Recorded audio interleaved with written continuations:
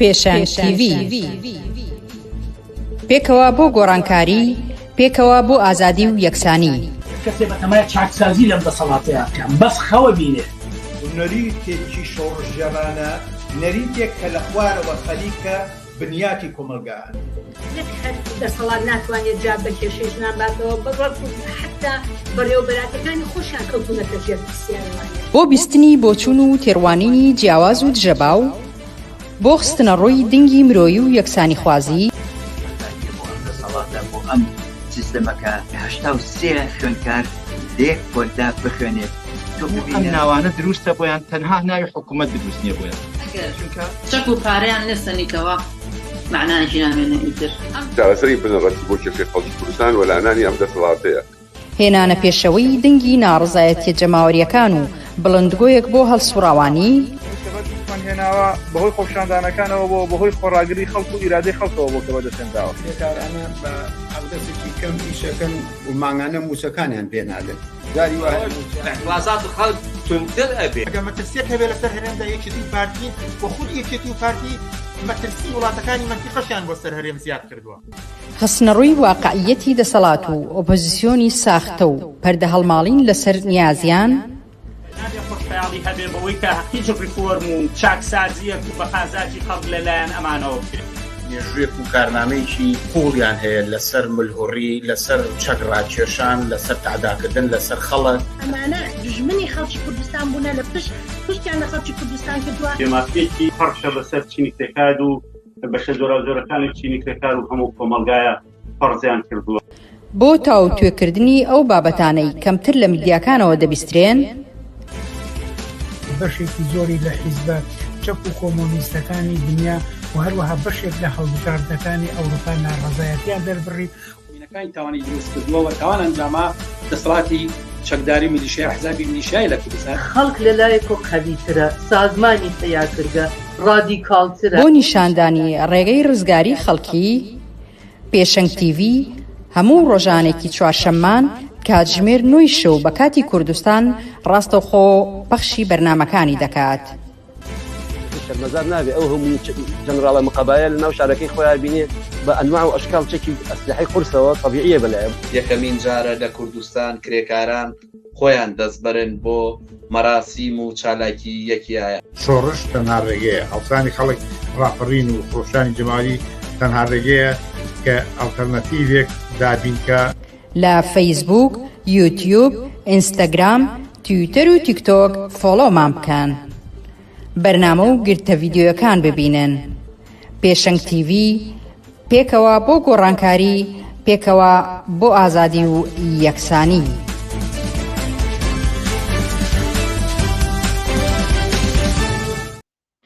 ئێوارەتان باش بینەرانی عزیزی پێشەنگ TV.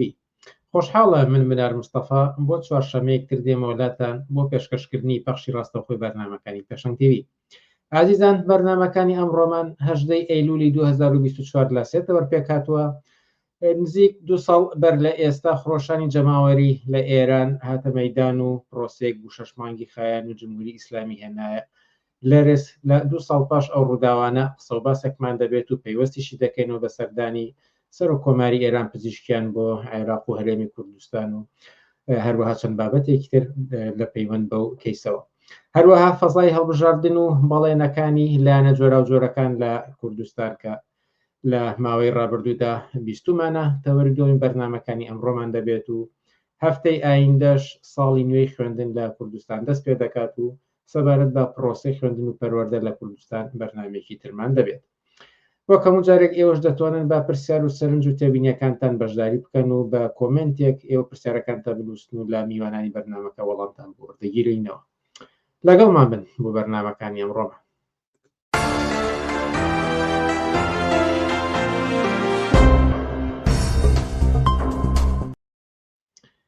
بەڵێ بینەرانی عزیز، هەروەک ئاماژەم پێدا کە یەکەم تەوەری ئەمڕۆمان تایبەتە بە قسە و باسێک لەسەر خڕۆشانی جەماوەری لە ئێران کە 2 ساڵ بەر لە ئێستا هەڵگیرساوە هەندێک بابەتی هەنووکەی ئەمڕۆ. ئەم بابەتەش تاوتێ دەکەین لەگەڵ بەڕێز ئازەری مدەڕیسی سکرتێری کۆمیتەی ناوەندی حیزبی حکومەتی خەتی ڕەسمی. ئازەری مدەڕیسی، ئێوارەت باش و سپاس کا لەگەڵ مانیت. سپاسدانە کام ئێوارەی ئێوە و بینەرانتان باش. 2 ساڵ بەر لە ئێستا پاش کوشتنی ژینا ئەمینی لە ئێران زیاتر لە 160 شاری جیاواز خڕۆشانێکی جەماوەریمان بینی تا ئەو ئاستەی کە پرسیار لەسەر ئەوە بوو ئاخۆ کۆماری ئیسلامی لەسەر دەسەڵات دەمێنێتەوە یاخود نامێنێت، بەڵام 2 ساڵ دواتر هێشتا کۆماری ئیسلامی لە دەسەڵاتە. ئەمێ بپرسم ئێستا ئەو ئێعترازە جەماوەریە زۆرەی کە سەرتاپای ئێرانی گرتبوویەوە لەکوێیە؟ هەرو ژەرەوە خۆتان وتان 2 ساڵ لەوە پێش لەم ڕۆژگەلە ئێران ئاگر بوو، ئێران خیابانەکانی بەدەست جوانان بوو، ئێران هیچ کام لە نیروگەل جمهوری ئیسلامی جورئەتیان نەو بێنە دەرەوە، ژن و پیا و کچ و کۆڕ پیر و جوان هەمویان لە دەرەوە بوون و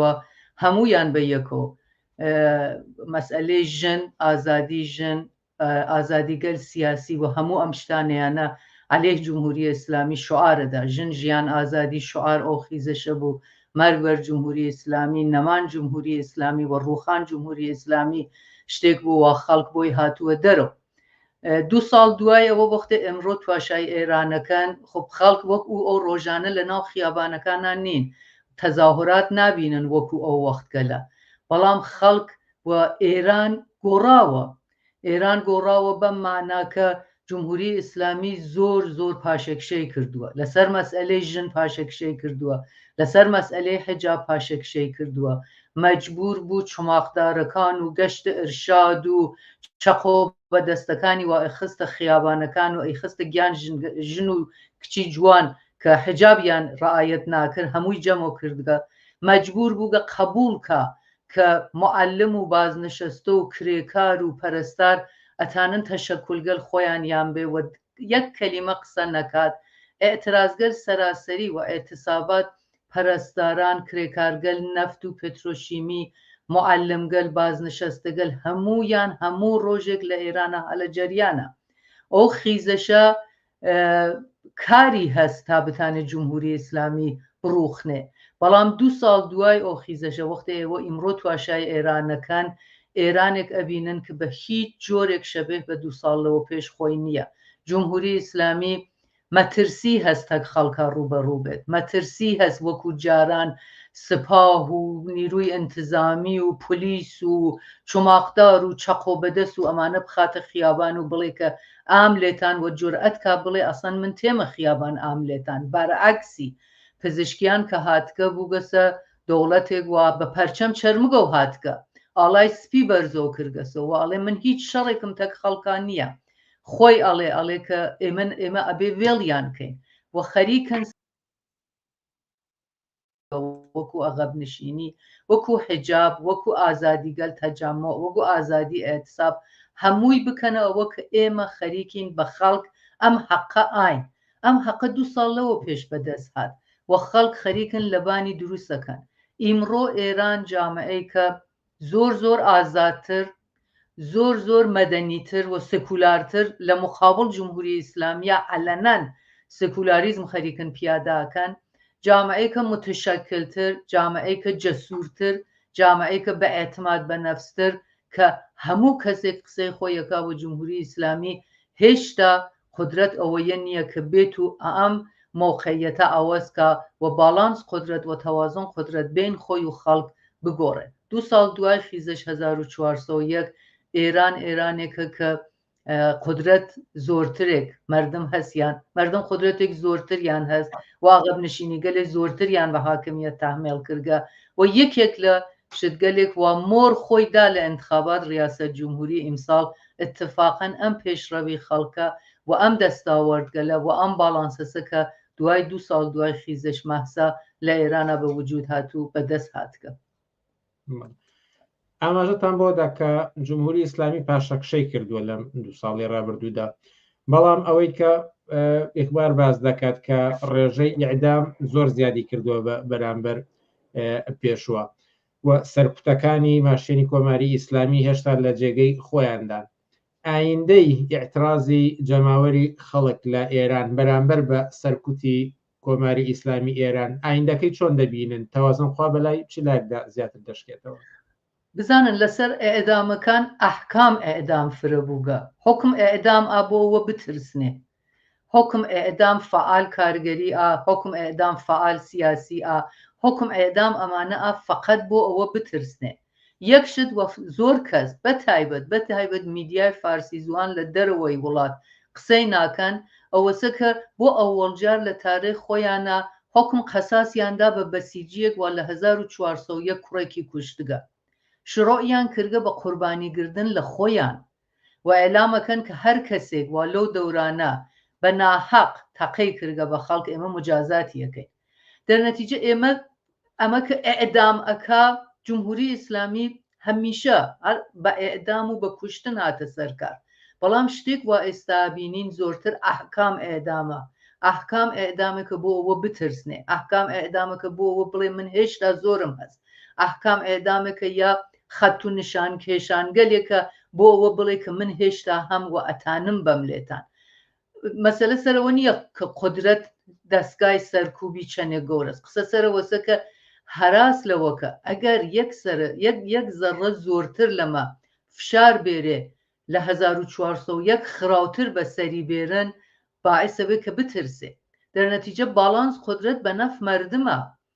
ئێوە 2 ساڵ لەمەوبەر نەتانەتانی تەسەورکەن کە پەرستارگەل لە تواو ئێرانە بە یەکۆ بچنە ناو ئێتساب و جمهوری ئیسلامی دەرەخەتیان نێت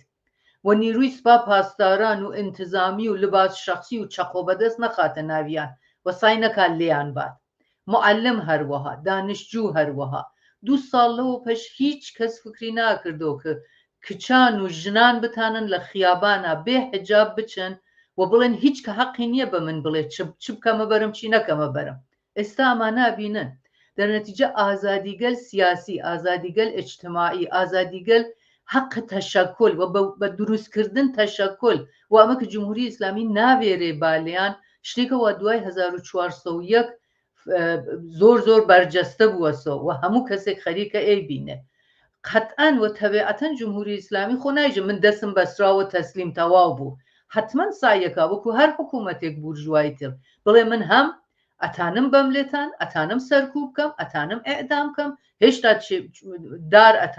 ئەتانم بەم بتان کێشم بە دارە ئەتانم تیرباران کەم ئەتانم هەموو کارێ بکەم بەڵام چەندێک ئەیکا بە تۆر واقعیەکەی زۆر هەراسی هەست لەوە کە یەک فعال سیاسی ئێدام کا چون ئەزانێت شلۆقە بێت بزانن زندانی بێدەسەڵاتترین کەسە لە تواو دنیا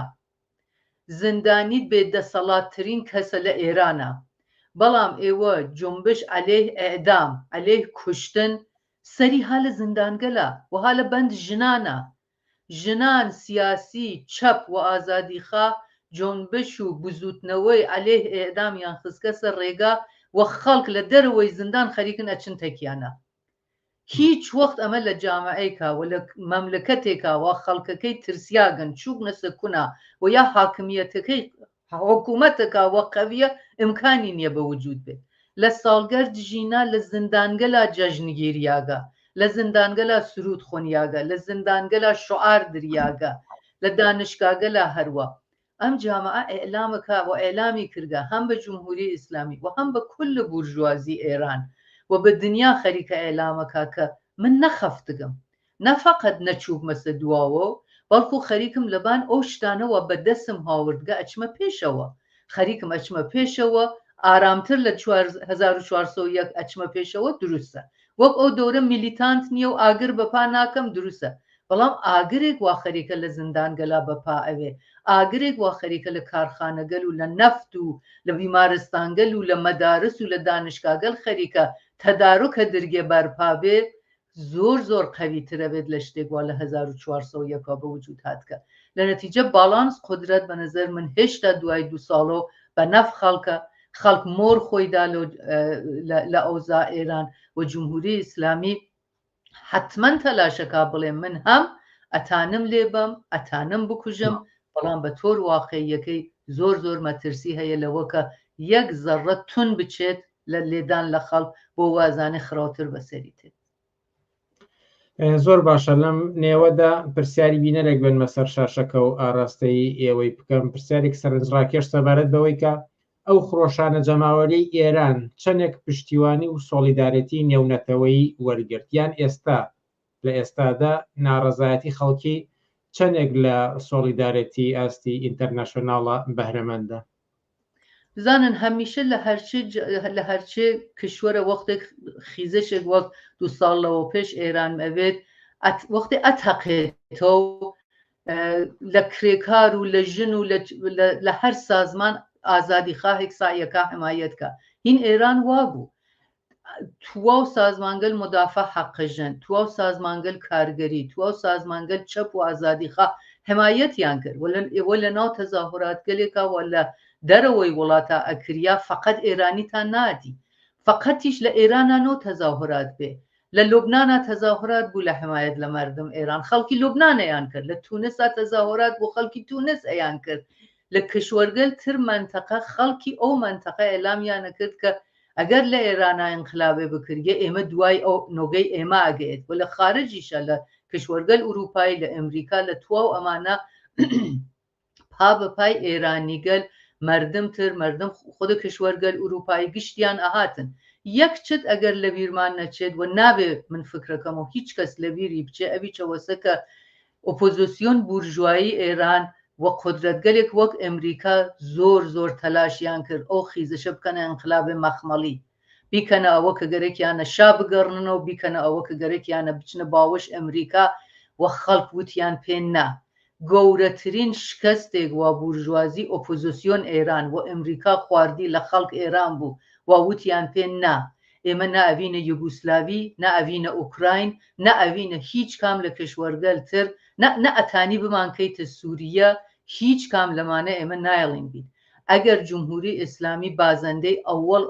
ئەو خیزەشە بوو کل ئۆپۆزیسیۆن بورژوایی کە تەلاشی کرد ئەو ئەنقلابە بێ ئێزافەی ئەمریکا و کشوەرگەل غەربی و بە لابی و بە هەموو شتێک سایان کرد کە ئەو ئەنقلابە هایجەککەن بیکەن بەهین خۆیان وە خەڵک نەیهێشت وە خەڵک ئوروپایش پا بەپای خەڵک ئێران نەیهێشت و ئێلامیان کرد کە مردم ئێران چوون جمهوری ئیسلامیان گەرەکە هاتن ئەمریکایان گەرەک نییە چوون جمهوری ئیسلامی و ئازادیان گەرەکە و ئەم دوو قوتبیە سەرێکی لە ئێران بوو سەرێکیی لە خارجا بوو. سەبارەت بە ئەمڕۆ ئێستاگەر قسەکەین لە هەفتەی ڕابردووە سەرۆکۆماری نوێی جمهوری ئیسلامی مەسعودی پزیشکیان سەردانی عێراقی کرد بەجیا لە بەغدای پایتەخت خەوکات سەردانی هەرێمی کوردستانی کرد هەم هەولێر هەم سلێمانی و دواتریش بۆ بەسرە لە کوردستان و لە عێراق لەسەرم بابەتە زۆر قسەکراوە ئەمێ نەزەری ئێوە بیستم لە ئێستادا ئەهمیەتی سەردانی پزیشکیان بۆ عێراق لەکوێدا؟ بزانن پزیشکیان بەشێکە لە جمهوری ئیسلامی بەشێکە لە هەیەت حاکەمەی جمهوری ئیسلامی مدت هەست خەریکە ماوەیە کە خەریکە سایەکە کە لە کل منتەقە جێپای خۆی سفتر و کاتۆ نەبە ئەنوان دەوڵەتێک وا قەبلەن لە عێراقا مەسەڵەن ئەگەر کەس ئەیوت بە جمهوری ئیسلامی بانچاوت بڕوە عێراقیە کێشا بە خوێن و بۆمبیدانیا و بۆمگوزاریە کرد و ئەقدام تێرۆریستیە کرد ئێستا گەرەکیە بە ئەنوان دەوڵەتێک وە دیپلۆماسیەکە و سیاسەتەکە و شەڕی گەرەک نییە ئاژاوی گەرەک نییە گەرەکی نیەتە هیچ کەسێکا شەڕکە خەریکە جێپای خۆی تەلاشەکە جێپای خۆی لە منتەقە بکاتەوە و عێراق هەمیشە منتەقەی نفوذ جمهوری ئیسلامی بووگە ئەم سەفەرە چ بە عێراقی چ بە کوردستانی بە داوەت دەوڵەت عێراق و دەوڵەت ئەقلیم بووە خود پزیشکیان سەفەری هەم بۆ ئەوە بووگە کە نیشان بات کە ئێمە دۆستین فقط وانیە ڕئیس سوپا پاسداران ئەچێتە عێراق فقط وانیە ئێمە هەشت الشعبی لە عێراقا دروستەکەین فقط وانیە کە ئێمە نمایندەگەل نظامیمان و ئەمنیەتیمان ئەچنە عێراق بەڵکو ڕئیس جمهور و مەقامات سیاسیمان ئەچنە عێراق و ئەنواع قەراردادگەل اقتصادی و سیاسی و ئەمانیانە بەستووە بۆ وەکە محکەمترکەنەوە پێشدەرامەدێ بوو بۆ سەفەر ڕئیسیان و حوزور ئێران لە ئەجلاس کشوەرگەل ئیسلامیە بە سلێمانی و ئەربیلیش کە چووگە شاید ئەمە یە زۆر عەجیبە چۆن ئەمە کە یەکەتی حالەتەک ئێرانە هەموو کەسێک ئەزانێ ئەمە کە خۆب چۆن بووگە کە تەک بارزانیا خەریکن ڕەوابەتیان خاستەکان بازم من فکرەکەمەوە بەشێکە لە سیاست جمهوری ئیسلامی سایەکە کە حتا بین پێشمەکەش خۆی و تورکیە و خۆی و ڕۆقەبای خۆی لەسەر مەسئلەی کورد لە کوردستان عێراقا سایکە کە کل دەوڵەتە ئەقلیم بێرێتە ژێر بە ئێستلاح سەیتەرەی خۆی بێرێت بە عنوان دۆست خۆی بێرێت ژێر نفوس خۆی و هەر بەم بۆنە سیاستێک بە ئێستلاح دووستانەتر دیپلۆماتیک و سیاسیتر سایەکاتە کل دەوڵەت ئەقلیمەتە جەریان بارزانیە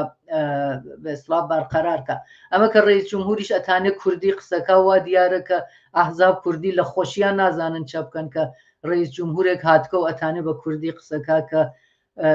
ڕاستیەکەی فقط پیسی وەزیەتیان نیشانات کە ئەگە کەسێک کوردی قسەکە ئەڵێ ئفتخارێکی زۆر گەورەست بۆ ئەحزابی کوردی کە ڕێیس مەملەکەتێکترەتانە کوردی قسەکە من تاێنەوە بیستومە زۆر هەموو جگەی دەڵێن کە ئەوە هاتووە و کوردی قسەی کردووە و ئەتانی کوردی قسەکات و ئەمانە بەڵام پزیشکیان ئەهداف یا جمهوری ئیسلامی ئەهدافێک منتەقەی گەورەتریان هەست و نقطەی شڕۆیان عێراق بوو و عێراق هەمیشە منتەقەی نفوزی بووگە چه اقتصادی چه سیاسی چه نظامی هەر بەم دلیلە لێنە شڕۆی کردگە وەسایەکە لە عێراق بە عنوان سەکوویەک بۆ ئەوە کە دۆستی خۆی تەک کشوەرگەل عەرەبی ترا نیشان باد و ڕەوابط خۆی تەک کشوەرگەل عەرەبیە خاسترۆ کاتەوە ئیستفادەکە فکرەکەم ئەساس سەفەرەکەی ئەمە بووگە ناوەکە پزیشکیان بێت و بڵێ من کوردم و ئەحزاب کوردیش خۆشی پێ بکەن. دوام پرسیارم سەبارەت بە ئاخر خەبەرەکان بێت کە هەر لە کاتێک کە پزیشکان لە عێراق و کوردستان نبوو بەشێک لەو هێزە ئۆپۆزیسیۆنانی کوردستانی ئێران کە لە زۆرگوێز بوون وەکو کۆمەڵە سازمانی کوردستانی حیزبی کۆمونیستی ئێران و دوو سازمانی تری زەحمەتکێشان بڕیار ڕابگوێزرێنەوە لە زرگوێزەوە بۆ سوورداش لەم بارێشەوە ئەگەر بە کورتی نەزەری ئێوە بیستن زۆر کورد بڵێم حزب ئێمە فۆری ئەزهار نەزەری کرد وە وتی کرد چیە من زۆر کۆتا دەڵێم جمهوری ئیسلامی مدت هاست خەریکە تۆتەئاکە ئەلێ ئۆپۆزیسیۆن تا ئەو وەختەوە تێرۆر ئابزاری بوو خۆب تێرۆریە کرد چ لە خاک عێراقا چ لە ئوروپا ئۆپۆزیسیۆن وەسەرانی تێرۆرە کرد و سایە کرد ئاوا لە بینیان بوات ئێستاوە ئیتر تێرۆری نیاسە کەنار بە جۆرگەل تر سایەکات فشار بێرێت خەریکە لە تاریخ دەوڵەت ئەقلیم و دەوڵەت کوردستان و ئەحزاب کوردی خەریکە سایەکە کە ئەحزابێک وەهان لە کوردستان عێراقا لە دەرەجەی ئەوەڵا چەکیان کات و لە دەرەجەی دووەمیا لە سازمانێک سیاسی تەبدیلیان کا بە مشتێ پەناهەندە لە ئۆردوگایکە وا سەلیب سوور و UN خەریکن نەزارەتەکەن بەسەریانە ئەمە تەعەڕوزێک زۆر گەورەست بە ئۆپۆزیسیۆن ئێران و ئێمە هەر بلا فاصلە وتمان ئەبێ لە مقابڵی بێسین گوێ خاوکردن خۆ لە گێلی لێدان و ئەمە کە هیچ نییە خۆب ئۆردوگایەکمان گۆزاگەسەوە خۆب یەکەتی مەجبور بووگە خۆب هیچ چێکنەوەگە شلۆقی مەکەن کە ئەم ڕۆژانە زۆر ئەبیسین هەم لە میدیای کوردستان عێراقا هەم لە میدیای خۆدا ئەحزابە ئەبیسین بە نەزەر من دڵخۆخۆشکردنێکە کە ئەواقبێک زۆر ناخۆشی هەست بوچکردن ئەم تۆتەئەی گەورە کە ئەتانێ بە دواییەکەیە هەر ئەو بەڵاوە بەسەر ئۆردوگای مجاهدیان هاورد 1000 جار خراوتر بە ئۆردوگاگەل کۆمەڵۆ حزب دموکرات بێرن چون ئەمجار ئەمان هەتا سلاح سەنگین یان نییە ئەم نۆع دڵخۆشکردنە نەدین ئەو خەتەرەسە و کایەکردن بەگیان ئەو کەسگەلەسە وهان لێنە بۆ فعالیت سیاسی هاتکن شەڕکەن عەلێه جمهوری ئیسلامی هاتکن مبارزەی سیاسیکەن عەلێه جمهوری ئیسلامی خەریکن دەستبەستە و بێ ئەسلحە ئەیانوەن ئەیاندەنە دەست سازمان ملل و دوایەکەی ئەتانن هەر بەڵایەک دووبارە لە تەوافق تەک دەوڵەت ئەقلیم لە تەوافق تەک دەوڵەت عێراق لە تەوافق تەک سازمان ملل ئەتانن هەر بەڵایەک مەیلیانە بێرنە سەریان بە نەزەر ئێمە چرا سوور تووا و ئەحزاب بەشێ ڕۆشن بێ تووا و ئەحزاب ئێرانی و تووا و سازمانگەل ڕادیکال و چەپ و ئازادیخوا ئەشێ لە مقابل ئەم تەعەڕوزە مهم نییە کەسێک وا تەعەڕوزی پێکردگە پێکریاگە خۆی چەنێ ئەزانێ کە ئەمە چ تەعەڕوزێکە و یا خۆی چنێک حازرە لە مقابلی بوێسێ بەڵام ئێمە ئەبێ بوێسین ئێمە ئەبێ بوێسین و ئێمە تەلاشمانەوەسە کە بوێسین و ئیجازە نین جمهوری ئیسلامی ئاوا تەک ئۆپۆزیسیۆن خۆیان ڕەفتارکە و ئاوا ئۆپۆزیسیۆن خۆی لە سازمانێک سیاسی تەبدیلکە بە مشتێ ئاوارە و چوبنەسە تحت نەزەر سازمان ملل و تحت ئۆتۆریتەی سازمان ملل یەکێک لە تەعەڕوزگەل گەورەی جمهوری ئیسلامیە و بە نەزەر ئێمە چ لە ئێران چ لە خارج کشوە چ لە عێراقا ئەشە لە مقابلی بوێسین و ئێمە ئیعلاممان کردگە حاضرین لە تەک هەر جریانێکا وەگەرەکیە عەلێه ئەم تەعەڕوزە بوێسێ تێکیا بوێسین و ئیجازە نین جمهوری ئیسلامی ئەم حەمڵەی کەسیفە بە ئەحزاب ئۆپۆزیسیۆن و نیروی ئەنسانی ئەو ئەحزابە بکات. ئازاری مدەرسی سکرتێری کۆمیتەی ناوەندی حیزبی حکومەتی ئیسقاطی ڕەسمی زۆر سوپاسکە لە بەرنامەکانی ئەم شەوی پێشەنگ تیڤیدا ئامادە بوون. سپاستان لە یەکەم شەوێکی خۆش. ئازیزان وچانێکی کورت و پاشان سەبارەت بە فەزای هەڵبژاردن لە کوردستان بەردەوام دەبین لاگەڵمان بێنەوە.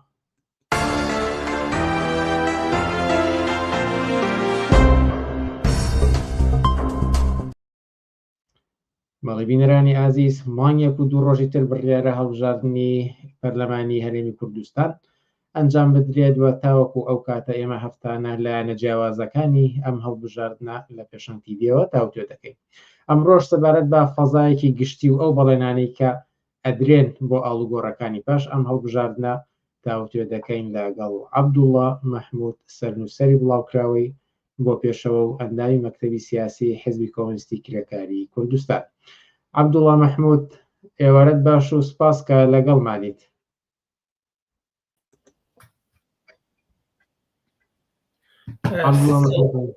سڵاو لە ئێوە و سڵاو لە بینەران و بیستەرانی تەلەڤیزیۆنی پێشەنگ.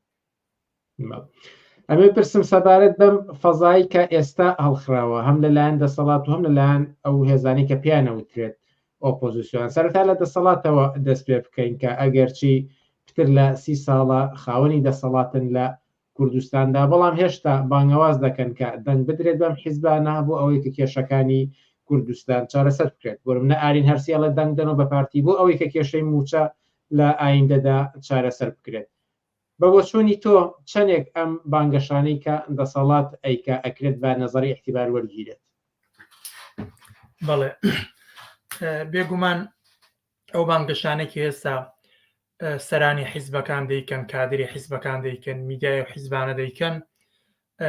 بانگەشەیەکی تازە نییە لە ساڵی 92 تا ئێستا کە نزیکەی زیاد لە 30 ساڵ دەکا لە هەموو هەڵبژاردنێکدا یا لە هەموو پێش هەڵبژاردنێکدا یا لە چوارچێوەی هەڵمەتەکانی هەڵبژاردندا هەموو ئەو بانگەشانێکی ئێستا ئەمان دەیکەن هەرو کاتانەش ئەو بانگەشانەیان کردووە. 32 ساڵ پێش ئێستا وتیان ئێمە کێشەی کارەبا هەڵ دەکەین.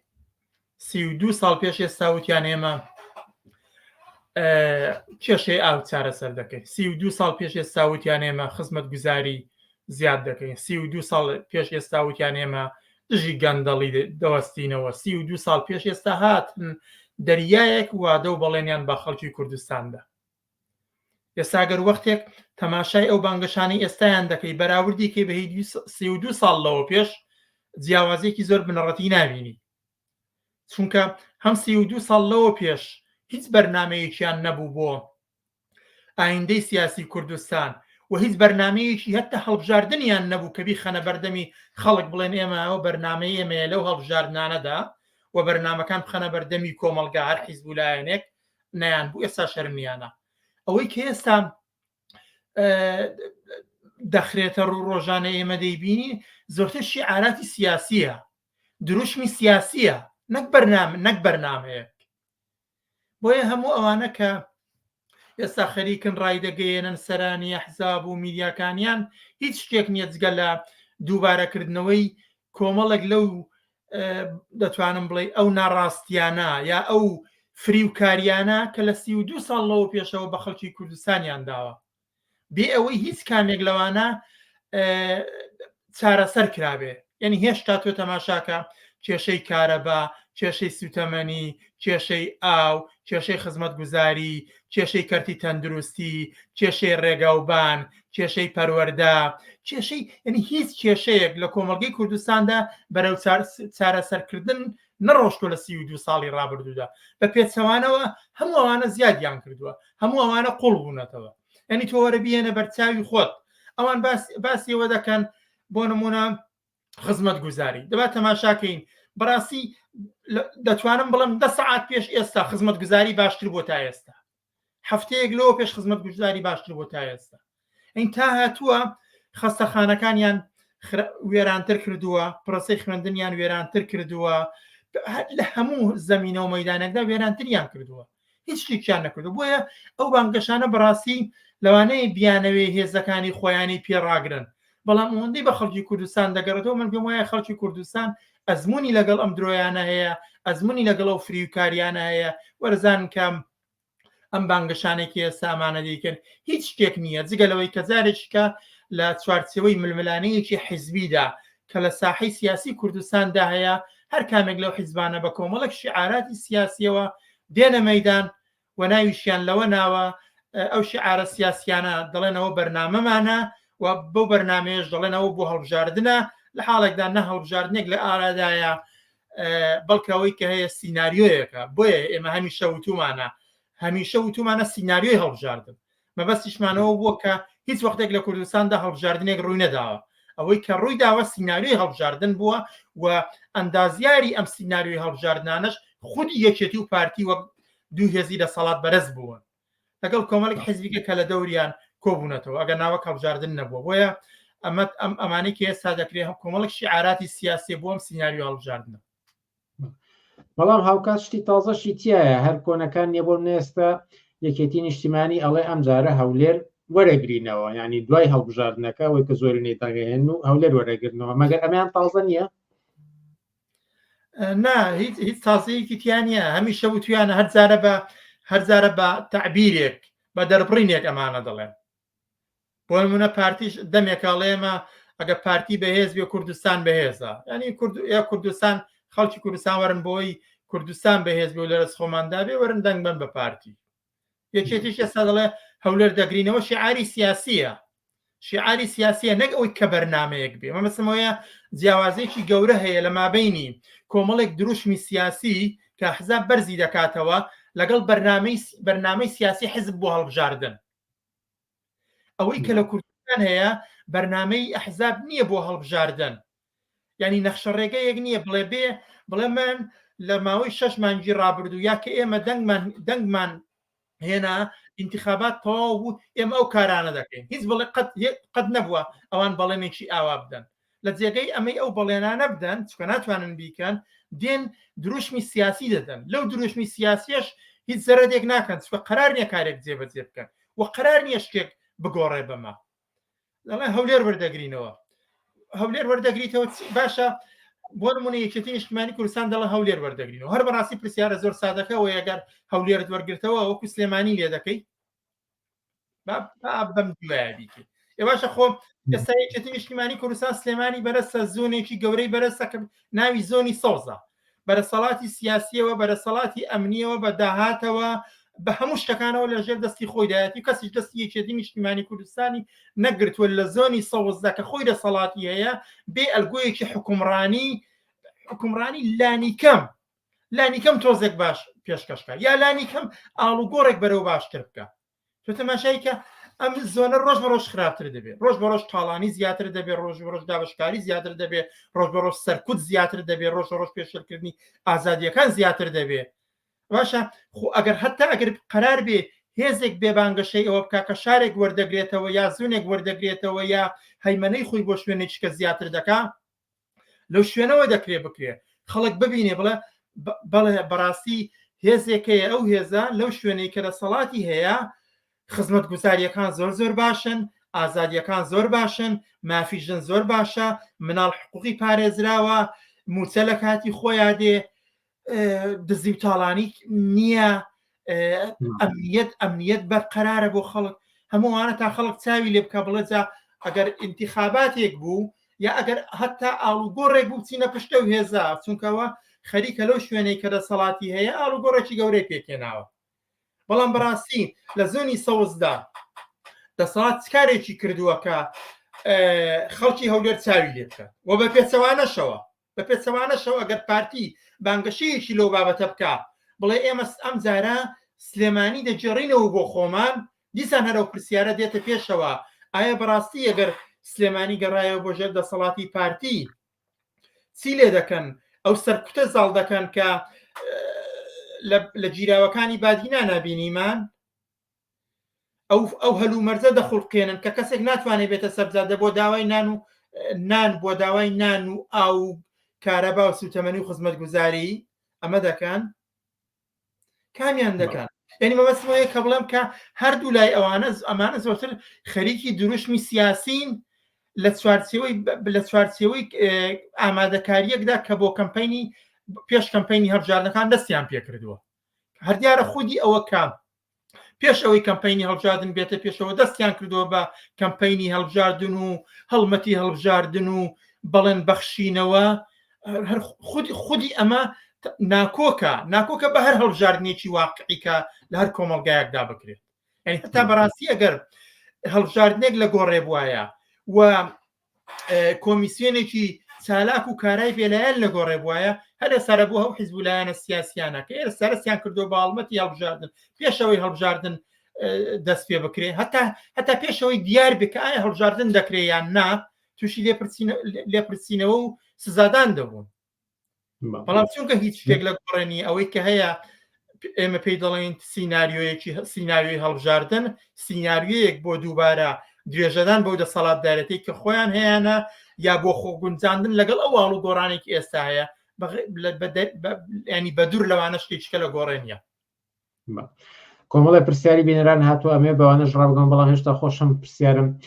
زۆر ماوەستەبارەت بەلایەنەکانی ئۆپۆزیسیۆن ئەوان من وای ئەبینم تەنانەت لە دەسەڵاتیش زیاتر بانگەشە بۆ بەشداری خەڵکی دەکەن لە هەڵبژاردنەدا بۆ نمونە مەسەلەن ئەگەر نەوەی نوێ تەماشا بکەین ئەو ئیدعای ئەوە ئەکاڵێ ئێمە هێزێکی ئۆپۆزیسیۆن بووین توانیمانە بەنزینی هەرزان دابین بکەین ئەو بگەین بە چەند گەڕاک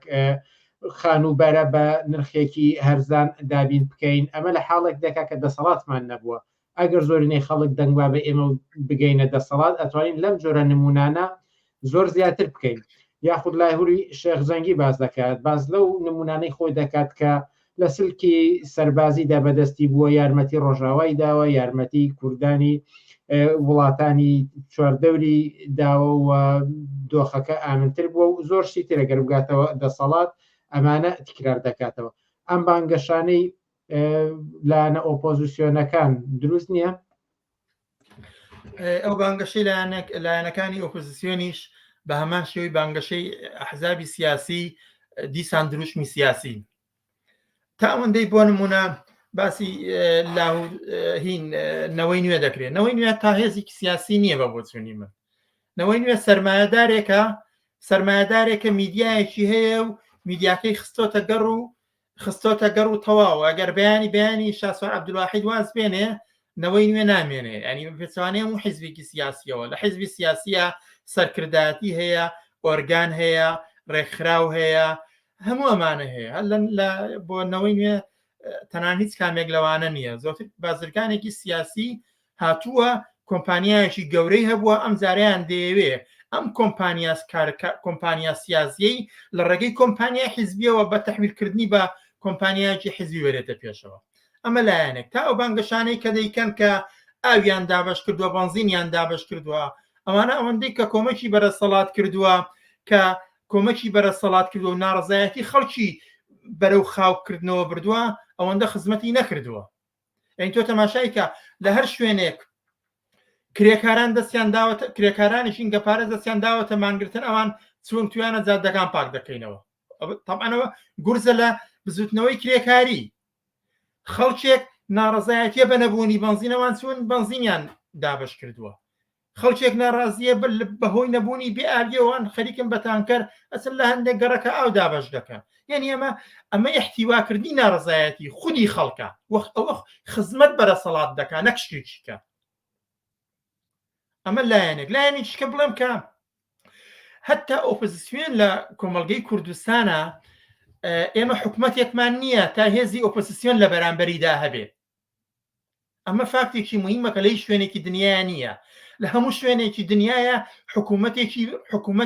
حکوومەتێکەیە ئەو حکوومەتە بەزیالەوەی ناوەڕۆکەکەی چییە دیکتاتۆریە هەر شتێکە بەڵام لە هەموو شوێنێکی دنیا حکوومەتێکەیە کۆمەڵێک هێستن خۆیان بە ئۆپۆزیسیۆنی و حکوومەتە دەزانن حکوومەت شکی بەدەستە حکوومەت داهاتی بەدەستە حکوومەت جەیشی بەدەستە حکوومەت یاسای بەدەستە حکوومەت دادگای بەدەستە حکوومەت هەموو شتێکی بەدەستە هێز ئۆپۆزیسیۆنەکان دێن لە بەرامبەرە و حکوومەتەدا بەرنامەی خۆیان دەخەنە ڕوو بۆ خەڵک و بانگەوازی خەڵک دەکەن بۆ ئەوەی حکوومەتە وەلا بنێ یا خۆیان بەشێک ببنە لە حکوومەت بۆ ئاڵوگۆڕ دێنەمە دەکەن لە کوردستاندا شکی لەو بابەتە بوونی نییە لە کوردستاندا ئەوەی کە هەیە دەسەڵاتی حیزب بوونی هەیە دەسەڵاتی حیزب بوونی هەیە نەک حکوومەت لە هەرێمی کوردستاندا پەرلەمان و حکوومەت کرێچی حکوومەتن بە پێچەوانەوە لە هەموو شوێنێکی دنیا ئەحزاب پارە لە هین وەردەگرێت لە حکوومەت وەردەگرێت یا بودجێ هەیە لە کوردستاندا بەعکسەوە حکوومەت و پەرلەمان ئەتوانن دایخەن ئەتوانن داهینە بەدەستیەوە بگرن و هیچ نین دوو مەقاشن بەرەسی حیزبەکانەوە ئەوەی خەریکە مقدرات و بڕیاری سیاسی بڕیاری ئابووری بڕیاری ژیانی ڕۆژانەی خەڵک لە کوردستاندا خەریکە دەباتە ڕێوە دوو دەسەڵاتی دیاریکراون لە دوو زۆنی دیاریکراودا ئۆپۆزیسیۆنە بێ لەو حقیقەتە تێبگات ئەگەر خۆیان بە ئۆپۆزیسیۆن دەزان ینی بۆ نمونە هەر بەڕاستی نەوەی نوێ یا لاهور شێخ زەنجی یا هەر کامێک لەو لستانەی کە پێکاتون لە ئێستادا لە ڕێگەی هەڵبژاردنەوە دەتوانن یەکێتی و پارتی لابان ئەگەر بابیێنینە بەرچاوی خۆمان ئەگەر گریمان نەوەی نوێ 50 کورسی هێنا نەوەی نوێ بۆ 50 کورسیە کە هێنای دەتوانێت داهات لە زۆنی سەوز لە یەکێتی وەربگرێ هێزی عسکەری و هێزی پێشمەرگە بخاتە ژێر دەسەڵاتی خۆی بڕیار و دەسەڵاتی ئەمنی بگرێتە دەست شتیوا ئیمکانی هەیە بێگومان ئیمکانی نییە و لە منتیقەی زۆنی زەردیش بە هەمان شێوەیە هێزێک دەتوانێت زاخۆ و دهۆک و هەولێر لە ڕێگەی هەڵبژاردنەوە لە پارتی بستێنێ بۆ نمونە داوای لێ بکات زێڕەڤانی دەستگای ئەمنی ئەنجومەنی ئاسایشی هەرێم داهات و هەموو ئەوانە لە ڕست پارتی دەبیان لە ڕێگەی هەڵبژاردنەوە بەڕاستی شتی وای ئیمکانی هەیە لە کۆمەڵگەی کوردستاندا نییە تەنانەت ئێمە ئەزمونیشمان هەیە لەو بارەیەوە ئێمە لە هەڵبژاردنی ساڵی 2009 بزوتنەوەی گۆڕان لە زۆنی سەوزدا زۆرترین کورسی بەدەستێنا 24 کورسی بەدەستێنان یەکێتی وابزام هەژدە هێنا بەڵام تۆ تەماشای کە پۆستیان دا پێیان بەڵام دەسەڵاتیان نەدا پێیان هێزی پێشمەرگ خۆ نەچون حکومەت نا بڕیاری سیاسی کەوتە هیچ بڕیارێکی سیاسی نەکەوتە دەست گۆڕان داهاتی ئەم زۆنە نەکەوتە دەستی گۆڕان بڕیاری ئەمنی نەکەوتە دەستی گۆڕان ئەنی وەکو ئەزمموی شەمانە بۆیە لەوە هەم زیاتر نییە بۆیە بەڕاستی ئەو بانگەشانەی لایەنەکانی ئۆپۆزیسیۆن دەیکەن یا بڵێم ئەو دروشمە سیاسیانەی کە ئەوان بەرەستیانەوە گرتووە زۆرتر بوو ئەوەیە خەڵکێک لە دەوری خۆیان کۆ بکەنەوە بە هەر ئەندازەش زانیان خەڵک لە دەوریان کۆ دەبێتەوە پیشانی دەسەڵاتی بدەن بڵێن ئێمە شەین دەسەڵات ئەگەر بەیانی دوای سیناروی هەڵبژاردنەکە کۆتایی هات ئێمە شەین بەشمان پێ بدەن ئێمەش کورسیمان بدەنێ لە حکوومەتدا داهاتی ئێمەش تان بیر نەچێ بوو جەمام بدەنێ تەنها بۆ ئەمەیە هەر وەکو ئەوەی کە بینیمان ئەوانەی کاتچوونە نێو دەسەڵاتەوە لام حکوومەتی سێقوچکەمان بینی کە گۆڕان چۆتە ناوی هەم حکوومەتی هەمەلایەنەکانمان بینیوەکە هەموو ئیسلامیەکانی شتیایدا بەشدار بوون بەڵام دەسەڵات بە پلەی یەکەم نەکرد بە پلەی یەکەم بە مطلقی لە دەست یەکێتی و پارتیدا بووە و تەنانەت بۆ یەکێتی و پارتیش دەبێ و واقعیەتە بزانین کە لە منتیقەی زۆنی زەردا دەسەڵات بەرز پارتیە نەک بە یەکێتی و بە پێچەوانەشەوە لە منتیقەی زۆنی سەوزدا کە ڕەسەڵات بەرز یەکێتی نیشتیمانیە داهات بەرز یەکێتی نیشتیمانیە هێزی ئەسکەری بەرز یەکێتی نیشتیمانیە پارتی لەوێ ناتوانێت هیچ کارێکی هەبێ و هیچ دەسەڵاتێکیشی هەبێ ئەمانە بوون بە واقعیەتێک ئەگەر بەڕاستی هێزێکی سیاسی دەیەوێت لە کۆمەڵگەی کوردستاندا ئاڵوگۆڕێک بە وجود بێنێ دەبێ ئەمە تێک بشکێنێ دەبێ ئەم فەزایە تێک بشکێنێ ئەبێ ئەم هەیمەنەی حیزبە بەسەر خەڵکی کوردستاندا تێک بشکێنێ ئەمێ بە پرسیارەکانی بینەران ئێستا بینە سەریان کۆمەڵێک پرسیار هاتووە من هەمووی بەجارێک ناوەڕۆکەکەی لێ دەرەهێنم و ئێوەش دواتر ئەوەی کە بە باشتان زانی ئەتوان وەڵامی بدەنەوە سەرەتا زیاتر سەرنجەکەڵێ پێشتر لایەنە کوردیەکان کەرکووکیان وەکو قودس و دڵی کوردستان ناودەبرد و بەمە هەستی قەومەتی و نەتەوایەتیان هەربزوان، بەڵام ئێستا ژەمە لە بینی ئێران و تورکیادا دابەش بوو. ئەی ئێستا بەچی بۆ نەبانگەشە دەکەن؟ پرسیاری ئەوەی کە ئاخۆ ئەنجامی هەڵبژاردنەکان یان بانگەشی هەڵبژاردنەکان دەکرێت دواتر بکەوێتە ئاڵۆزی و پێکدادان بۆ منە لە نێوان لاهور و یەکێتی و پارتیدا. پرسیارێکی تریش ئەوەیە کە دەسەڵاتداران بە تەواوەتی جڵەویان بۆ ئیسلامی سیاسی شل کردووە، ئەمە چی کاریگەریەکی لەسەر هەڵبژاردنەکان دەبێت ئەگەر بتوانن بە کورتی ئەوەی کە بە گرنگی دەزان لە نێوم سەرنج و تێبینی و پرسیارانەدا فەرمون بە کورتی. پێش هەموو شتێک بڵێم کە نەکەر کەرکووکە بێ بزانین کە یەکێک لە جیاوازیەکانی هەلومەرجی ئێستا بۆ هەڵبژاردن لەگەڵ ئەوانەی پێشوو یەک مەسایلی میحوەری هەیە. بێ بزانێویژەوەیە کە ئەگەر هەڵبژاردنەکانی پێشوو بە پلەی یەکەم بۆ دابەشکاریەک بوو لەمابینی سوزانم یان بۆ سەپاندنەوەی دەسەڵاتی یەکێتی و پارتی بوو بەسەر زۆنەکانی خۆیاندا، لە ئێستادا خودی سیناریۆی هەڵبژاردن ئەلگۆیەکە بۆ ئەوەی کە یەکێتی و پارتی خۆیان لەگەڵ هەلومەرجی تازە لە عێراقدا بگونجێنن. یعنی ئەوەی کە دەیانەوێ نوێنەرایەتی لە یعنی ئەوان ببنە نوێنەری بەغدا لە هەرێمی کوردستاندا. ئێستا منافەسەی یەکێتی و پارتی لەسەر ئەوەیە، یعنی هەتا ئەگەر ئەوەی کە ئاکامی هەڵبژاردنەکان هەر کامێکیان کورسی زۆرتر بێنێ یا زیاتر بێنێ، دەیەوێت بە بەغدا بڵێ کە من دەتوانم نوێنەرایەتی خەڵکی کوردستان بکەم لە هەرێمی کوردستاندا بۆ بەغدا. ئەمە بەسەر ئەم چوارچێوەیە کە پێشووتر هەبوو لە کۆمەڵگەی کوردستاندا کە نەوعەنما کوردستان وەکو دەوڵەتێک بوو، بە جۆرێک لە جۆرەکان سربەخۆ بوو، بە تەواوەتی دابرابوو لە عێراق. ئێستا ئەمە تێکەڵبوونەوەیەک ڕووی داوە و دەتوانین بڵین کە بەکردەوە عێراق و کوردستان بۆتەوە بە یەک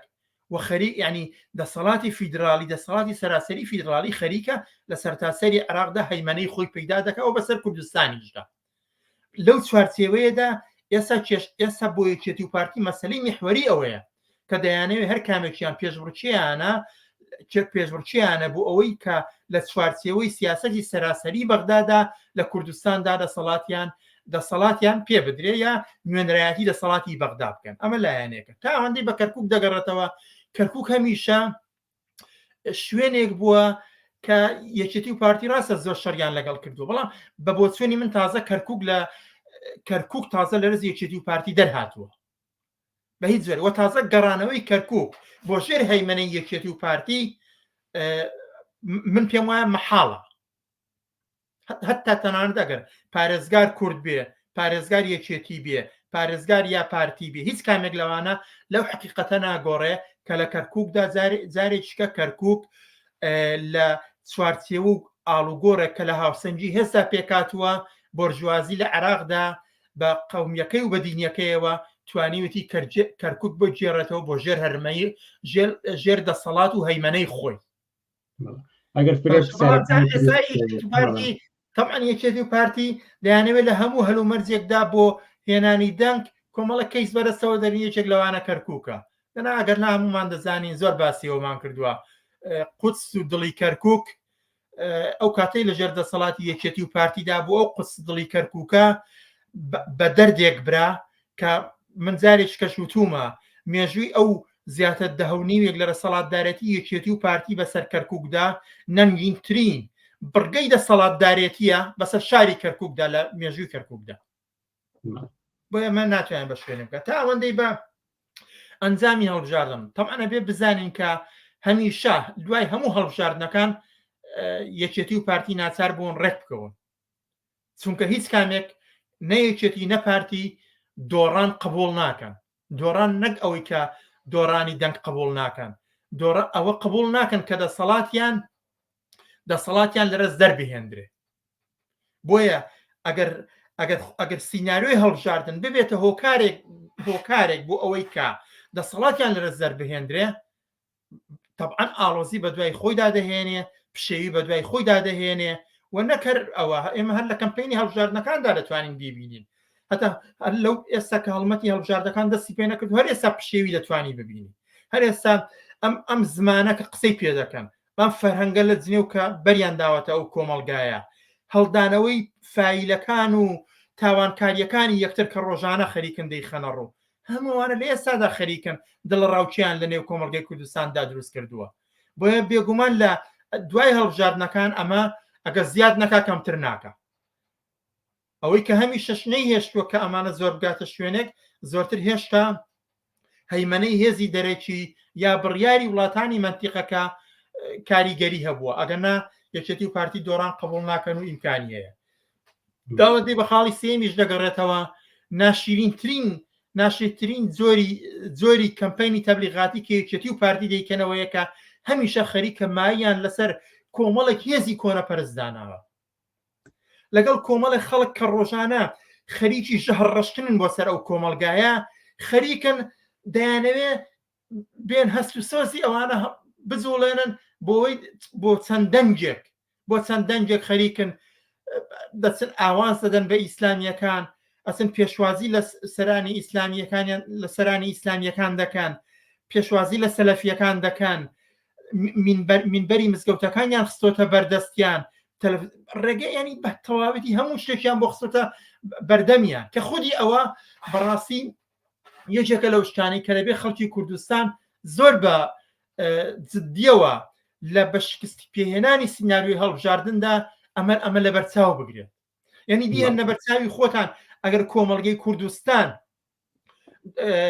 هیچ لەوە زیاتر عەبدولەتیفەکان دەسەڵاتیان تیا هەیە کە هەموو ڕۆژە سوکایەتی بە کۆمەلگا دەکەن سوکایەتی بە ژن دەکەن سوکایەتی بەلاو دەکەن سوکایەتی بە هەموو سیما و شتێکی جوانی ئەم کۆمەلگایە دەکەن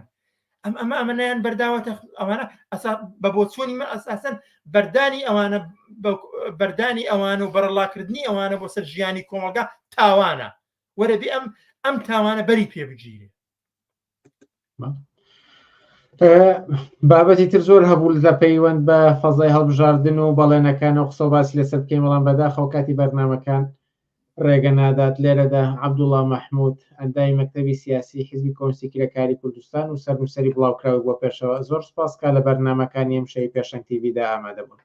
زۆر سپاس بۆ تۆ جارێککە سپاس بۆ سەرنج و بەشداری بینەران و بیسەران وە سپاس بۆ تۆ زۆر سپاس عزیزان وچانێکی کورت و پاشان سەبارەت بە پرۆسەی خوێندن لە کوردستان پەروەردە لە کوردستان بەرنامان دەبێت لاگەڵمان بمێنەوە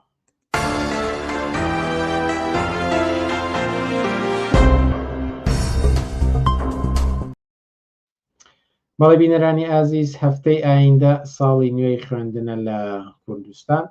و ئەکرێت ئەم بابەتەش لە چەند گۆشە و نیگاوە قسە و باسی لەسەر بکرێت بەڵام لێرەدا بە شێوەیەکی گشتی سەبارەت بە گرفتەکانی بەردەم پرۆسی خوێندن لە کوردستان و ئەو ئاڵگۆڕانی کە پێویستە بکرێن لەوێ داوتێ دەکەین لەگەڵ مامۆستا دڵشاد مەسجید مامۆستا دڵشاد ئێوارەت باش و سپاس کا لەگەڵمانیت ئێوارەی ئێوەش باش سڵاو بۆ بینەران و بیسەرانی پێشەنگ تیڤی و سڵاو بۆ بەڕێزیشت بەڵێ وەگوتم هەفتەی ئایندە ئەگەر بکرێت توز بێنە پێشەوە بۆ ئەوەی کە باشتر بتان بینین هەفتەی ئایندە ساڵی نوێی خوێندن دەست پێ دەکات ئەگەر لە ڕوانگەی ئێوە پیستین کە سەرکی ترین کێشە و گرفتەکانی بەردەم پرۆسەی خوێندن و پەروەردە لە کوردستانەوە لە ڕوانگەی ئێوە چین بڵێ زۆر سپاس پرۆسەی خوێندن لە کوردستانە پڕێتی لە کێشمە پڕێتی لە کێشە و گرفت و کەم و کورتی ئەگەر سەرەکی ترینەکانیان باس بکەین لەوەی کە یەکەمینیان کە منهەجی خوێندنە کە منهەجی خوێندن بۆ خۆی و بابەتێکی ئەسڵیە دووەم پێداویستی و خزمەتگوزاریەکانی قوتابخانەکان و پێداویستیەکانی خوێندن و خوێندکاران ئەمەش بابەتێکی کەی گرنگە کە نەقسێکی زۆر گەورەی هەیە بابەتی سێهەم کە گرنگە لێرەیە مامۆسایانن مامۆسایانش بە هەمان شێوە کە پرۆسەی خوێندن بەڕێوە ئەبن هاوکات لەگەڵ منهەجی دراسیەکەیە لە خزمەت خوێندکارانن کە هەر کەم و کورتیەک لە هەر یەکێک لەمانەیە هەبێت ئەبێتە سەرجەم کەم و کورتی بۆ هەموو پرۆسەی خوێندن لە کوردستانە پرۆسەی خوێندن وەکو خۆشتان ئاگادارن هەموو لایەکیش ئاگادارە کە ئەم کێشمە کێشمانەوە ئەو منهەجی دراسی کۆنی کە هەیە و ئەو شێوازی دراسی کە هەیە کامە ڕێگریەکی گەورەی داناوە لە بەرامبەر علم و معریفەیە لە چەند لایەنەوە ئینسان دەتوانێت قسەی لەسەر بکات. بابەتێکی کە بوونی قوتابخانەکانەوە کە هەمومان وەکو هەمووتان دەزانن لە پۆلەکانی خوێندنە ژمارەی هێچگار زۆر خوێنکار لە پۆلەکان کامانە بۆ مامۆستا زۆر زەحمەت و زۆر قورسە بێت کە بتوانێت پرۆسەی خوێندن یاخۆت علم و معریفە ئەو خوێندنێکی بتوانێت بگەێنکە خوێندکاران. لانی سێمیشەوە بوو کەوتم تۆزە لەمە پێشوتم مەسەلەی مامۆستایان و نەبوونی موچەکانیان و دابەزی یعنی هەموو ئەمانە گرفتێکی گەورن کە هەر بۆ ئەم ساڵی خوێندنیش لا یەزال تارمایی ئەم نەبوونی معاشی مامۆستایان و نەبوونی خزمەت گوزاریەکانی مامۆستایان ئەمە بۆ خۆی لایەنێکە کە هەل ێساوە تهدید و یاخود هەڕەشەیە بۆ سەر پرۆسەی خوێندن لە کوردستانە. بەداخەوە لە کوردستاندا دوو مەیدانی زۆر گرنگ هەیە کە بۆ هەموو کۆمەلگایەکی سەرکەوتوو بۆ کۆمەلگایە کە ئەتوانین بڵێن پێشکەوتووە دوو لایەنی زۆر گرنگ هەیە کە لێوە ئەتوانین سەرنجی لێ بدەین. یەکێکیان منهەجی دراسی یاخود پرۆسەی خوێندنە ئەوی کەشیان مەسەلەی تەندروستیە. ئەگەر دیقەت بین لە کوردستانە لە هەردوو خراپەکان لە دواوە زیاترینی پرۆسەی خوێندن لە دوایەوە کە پڕێتی لە کەم کورتی پڕێتی لە سەرف نەکردن حکوومەتی جۆرە یاخود کەمترین پێداویستیەکانی دابین کرد و زۆرترینێکی تۆگە دیقەتیش بن حتا لە عێراقیشە ئەو بوو جۆ و پارە زۆری بۆ حەشتی شعبی بۆ هێز عسکەریەکان سەرفقێ بۆ پرۆسەی خوێندن سەرف نەکراوە دیارە بەشێکی گرنگی کەم کورتیەکان و چارەسەری کەم کورتیەکان بەوا بێت کە بودجەیەکی تەواو بخرێتە بەردەست پرۆسەی خوێندن و پێداویستیەکانی خوێندن و قوتابخانەکان و هەموو ئەمانە دابین کرێن. ئەگەر دقت بین نەبوونی قوتابخانە و کەمی قوتابخانەکان ئەمانەش جارێکی کێشەیەکی زۆر گەوری دروست کردووە لە بەردەم پرۆسەی خوێندنە. بە شێوەیەکی گشتی پرۆسەی خوێندن لە کوردستانە لە خراپترین حاڵەتەکانی لە هەموو لایەنەکانەوە ئەتوانین هەر لایەنێکی وەربگرین بچینە سەرەوەی کە کەم کورتیەکانی لەکوێیە و ئەتوانین بڵێ دواتریش لە پرسیارەکانی تێدا وەڵامێک زیاتر بەم بابەتەوەینەوە. پێشش مەسە پرسیاردات و داوت لێ بکەم یەک تۆس کامێراکەت داگری بۆ ئەوەی کە باشتر پاشان سەبارەت بپرسم سەبارەت بە ناوەڕۆکی ئەو وانانەی کە لە کوردستان دەوترێتەوە وانەی خوێندنەکان ئەگەرچی دەزانم ڕەنگە دابڕانێکی کەم هەبێت ئەوەی کە ئێوە لەوێ مامۆستا بوون بەڵام بەگشتی ناوەڕۆکی وانەکان چەندێک کاریگەری هەیە لەسەر پرۆسەی خوێندن و پەروەردە بەگشتی یا بەتاکیدی ناوەڕۆکی منهەجی خوێندن زۆر گرنگە. ئەگەر دیقەت بین ئەگەر دیقەت بن خاڵێکی زۆر گرنگ کە بەداخەوە لە ناو پرۆسەی خوێندندا کە دەوڵەت خۆ یاخود بڵێن حکوومەت گوێی خۆی لێ خەواندووە ئەویشەوەیە کە بە تەواوەتی دین و وانە دینیەکان چوونەتەن جێگەی دەرسە عیلمیەکانی گرتوۆتەوانێت کامە بۆ خۆی تەسیرێکی زۆر سلبی دانێ لەسەر خوێندکاری ترسینۆ خوێندکار بە کەمترین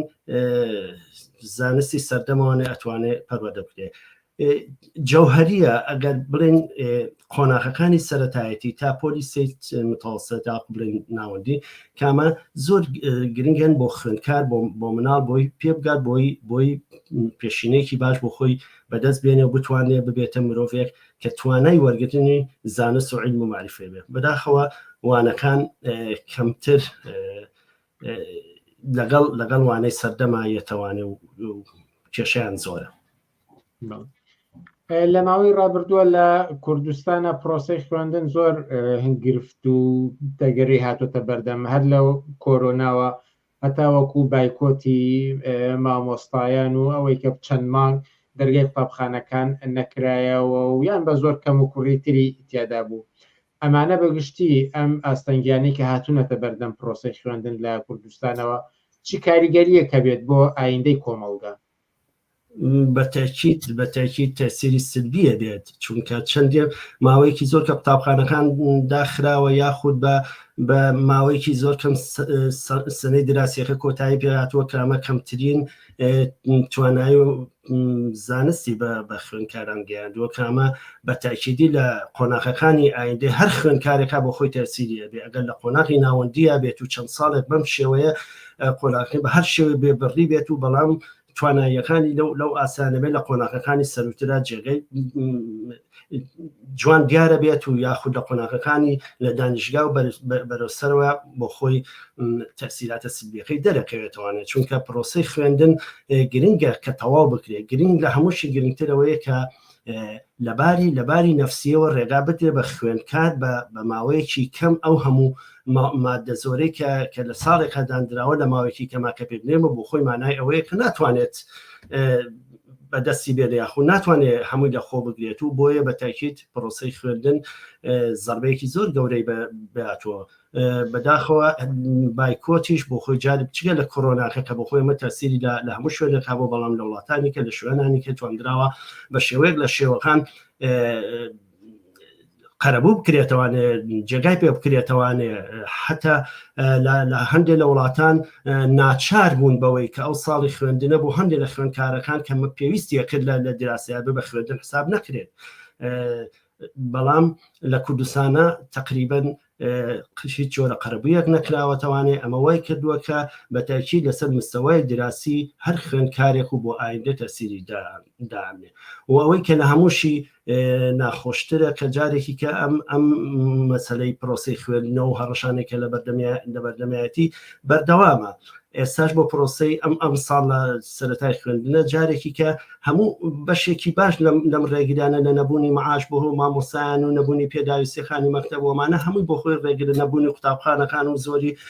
قوتابی سی قوتابی چ قوتابی لە پۆلەکە ئەمە هەموو ئەمانن کە ئەبێتە هۆی ڕێگری و کە بێتەوەی تەسیرێکی سلبی دانێ لەسەر باری چگە لەباری عیلمیۆ لەباری نەفسی شەوانێ بۆ سەر خوێندکار و بۆ سەر مامۆسایانیش ئاماژەتان بەوەدا کە کەم و کورتیەکان زۆر و گرفتەکان زۆر لە زۆر ڕۆ ئەکرێت قسەیان لەسەر بکرێت بەڵام بە بۆچوونی ئێوە بۆ ئەوەی کە پرۆسەی خوێندن و پەروەردە لە کوردستانە بکەوێتە سەر ڕێچکە دروستەکەی خۆی سەرێکی ترین گۆڕانکاریەکان یان ئەوانەی کە پێویستە دەست بەچێ ئاڵوگۆڕیان بەسەرا بێت پێویستە لەکوێوە دەست پێ بکرێت و دەست بۆ چی بگرێت و چی گۆڕانکاریەک لە سەرەتادا ئەنجام بدرێت گرنگترین شت پرۆسەی خوێندن منهەجی دراسیەکەیەتی منهەجی دراسی ئەگەر سیر بکەین لە کوردستانە لەگەڵ گەشەی یاخود زانستی دنیاە کەمتریەتەوانێ و ئەمە خاڵێکە کە پێویست دەکات لەسەری بوەستێ و لەسەری بۆستین و هەموو لایەکن لە هەوری ئەوەیە بن کە پرۆسەی خوێندن و بە عیلمانیکردنی پرۆسەی خوێندن زیاتر بەرەو پێشبردننی پرۆسەی خوێندن و دارکردنی ئەو مادە منهەجیانەی کە کۆن و ناگونجێن و کە سوودیان نییە و کە هینێکیان نەماوە لە منهەجی دراسیە لابرێ خاڵێک کە زۆر گرنگە پێویستە لە ناو پرۆسەی خوێندنەوە لە منهەجی دراسیە دین لە پرۆسەی خوێندن جا بکرێتەوە دین وە کارێکی خصوصی هەر کەسە و هەر کەسێک ئارەزوومەند بێ هەر قوتابیەکیش خۆی ئارەزوومەند بێ لەوەی دەرسی دینی بخوێنێ بۆ خۆی توانێت اختیاریەوە بخات دەرسی دینی بخوێنێ بەڵام من بۆ خۆم بینیمە لە مەکتەبەکانە لە جیاتی فێرکردن و تەرفیهدان بە قوتابیان دەستنوێژیان پێگرن و نوێژیان پێەکەن و یاخۆت فێری مردوشتنیانەکەن مناڵانێک لە ئێسا و بارەهێنن بە ترس و بەوە ئەوە بەتاکید ئەو ئایندەی ئەو مناڵانە یاخود ئایندەی ئەو خوێندکارانە ئایندەیەکی سەرکەوتو نابێت بۆیە گرنگە کە لە پرۆسەی خوێندندا منهەجی دراسیە دەستکاریەکی زۆر بکرێ وەکو خاڵێکی گرنگی ئەوەی جیاکردنەوەی دەست دینیەکانە لە پرۆسەی خوێندن و لابردنیانە دووەم هەوڵدان و گونجاندنی پرۆسەی خوێندن لەگەڵ پرۆسەی خوێندنی جیان لە کامەش خاڵێکی گرنگە ئەوانەی تریش کە زۆر کە گرنگی سەرەکین پێداویستەکانی قوتابخانە بە هەموو شێوەکانێنە بوونی قوتابخانە و پۆلەکان و پێداویستیەکانی خوێندکاران و هەموو ئەمانە کە جەوهەرین و زۆر گرنگن بۆ پرۆسەی خوێندن و پێویست دەکات دەستکاریان کرێت و هەوڵ بدرێت بۆ چاکردنیان ئەم هەوڵە بەداخەوە هەموو ئەمانەی کە لێرە باسیەکەین حکوومەتی هەرێمی کوردستان حکوومەتی کوردستان لە ئەولەویاتی کاریا دای نەناوەکە کە بەم شێوەیە بێوێت پرۆسی خوێندن بۆ ئاسە زانستیا بەرێتە سەروانێ. چەند بابەتێکی تریش هەیە لە ئاستی کۆمەلگادا قسەی لێ دەکرێت بۆ نمونە ئەوەی کە ڕێزگرتن لە مامۆستا شکۆی مامۆستا لاواز بووە ئەوەی کە مان ئەگرێت 5 مانگ